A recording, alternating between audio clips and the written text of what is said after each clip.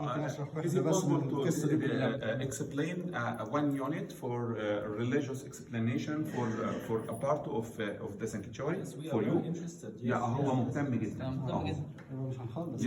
لا ده بحب القط ممكن جرجس انت توضح له اكتر يا جرجس عشان انت افهم مني يعني. يعني مثلا من الوحدات الموجوده دي، الاول وحده ديت الموجوده دي اللي هي المربعات اللي عامله زي الشكل الحلزوني ده.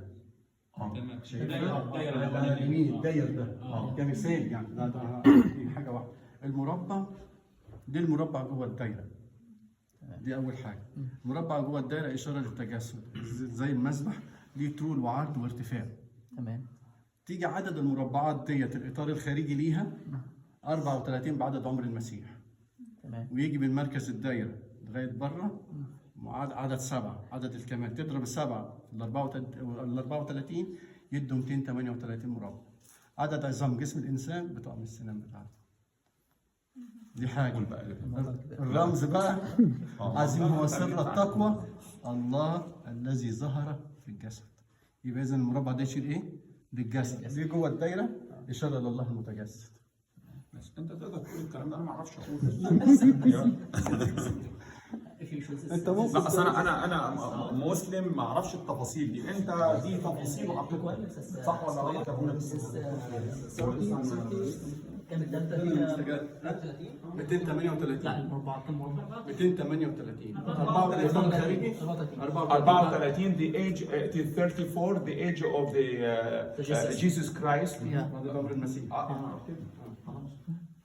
It is the age of 34 square. It is the age of the Jesus Christ. في وحدات ثانيه اللي جاب منها. Also it has another unit.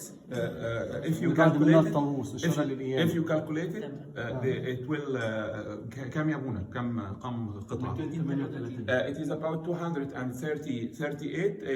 It includes it includes the bones of the skeleton and the teeth completely as a symbolism. Yeah. So it is very important to tell us these stories. I think you are interested about it, and it is very interesting for him. اللي بعد منه رسمه طاووس بيشير للقيامه، ورقم 8 معروف عنه هو يوم القيامه او القيامه العامه. ده فين رقم 8 هنا بقى؟ ده الشكل اللي بعد منه. الطاووس متكرر 8 مرات. انا عفوا انا ساند بس انا تعبت فبسند بقى فاستاذن حضرتك. انا عارف ليكوا تراديشنز معينه بس انا كده انا راجل عجوز يعني او ما يوركش المنظر يعني.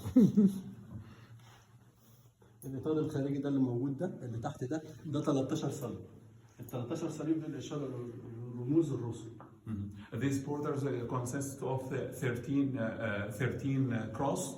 It is a symbol for the messengers they are around Jesus Christ. هتلاقي كل اثنين قصاد بعض شكل بعض ما عدا اختلاف اثنين وحدين. Each one facing another one they are the same. Except two. الاولانيه اللي في النص دي المختلفه وثالث واحده. The one in the center and the third one. اشاره المسيح ارسل تلاميذه باثنين. It is a symbol for the Jesus Christ. He sent his students two by two. والثالثه اختيار متياس عوض عن اليهوذا. اللي هي الرسمه. And the third it represents choosing Matthias instead of Yehuda.